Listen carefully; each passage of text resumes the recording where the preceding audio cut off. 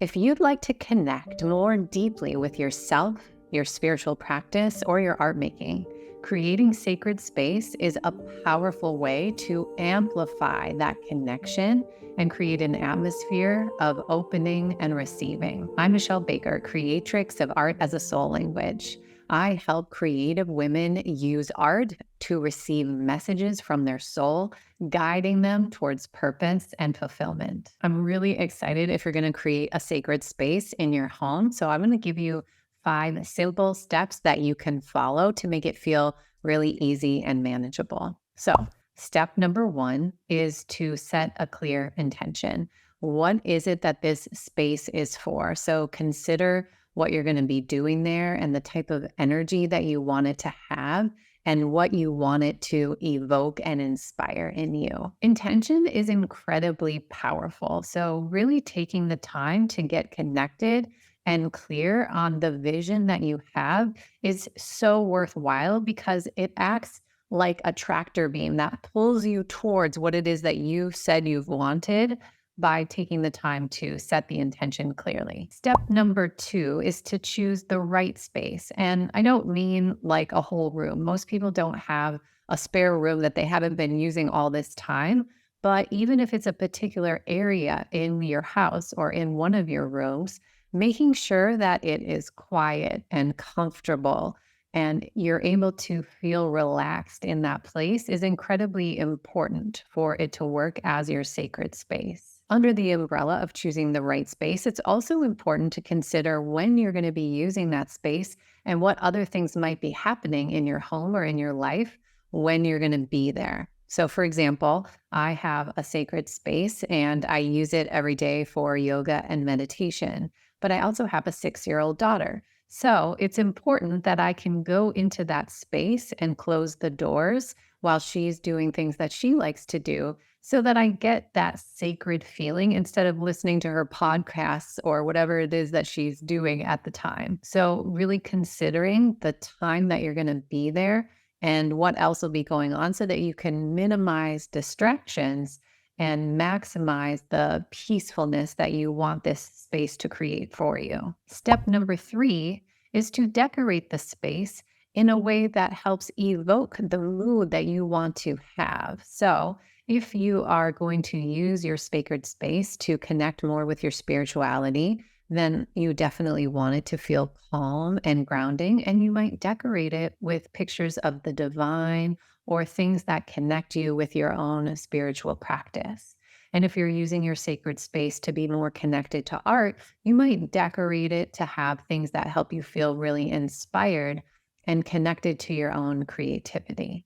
So, really feeling into the mood that you want to create and what items will help bring that mood to place. I also, in general, can recommend that you put some plants in there as long as it gets some natural light because just having those natural elements help us feel more connective and related to nature and the larger world. Step number 4, after you've set up your space and decorated it and it's feeling good and you want to use it, what you're going to want to do before actually using it for your sacred practice is to clear out the energy.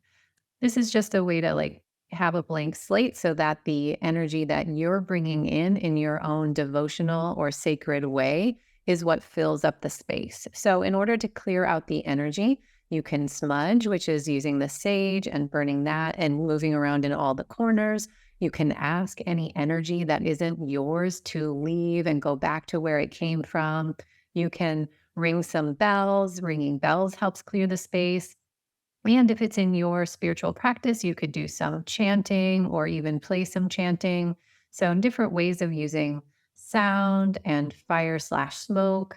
You could light a candle and say, like a prayer or set an intention, anything that feels aligned for you, but it's really helping mark the transition that you are now creating the sacred space and clearing it out only for your practice. And then step number 5, this is where it all comes together, is to incorporate ritual. What type of ritual do you want to do, not only the first time, but often in your sacred space? I happen to live in the forest and we have a lot of flowers that bloom at different times. So one thing that I love is to bring in flowers as an offering on my altar. But this could look really different for you depending on what you're using the space for, what your spiritual connection is. So, ritual can be as simple as coming in, taking off your shoes, maybe like lighting a candle or putting on particular music. If it's for connecting with your art more, this sacred space, it might be about changing your clothes and putting on your apron and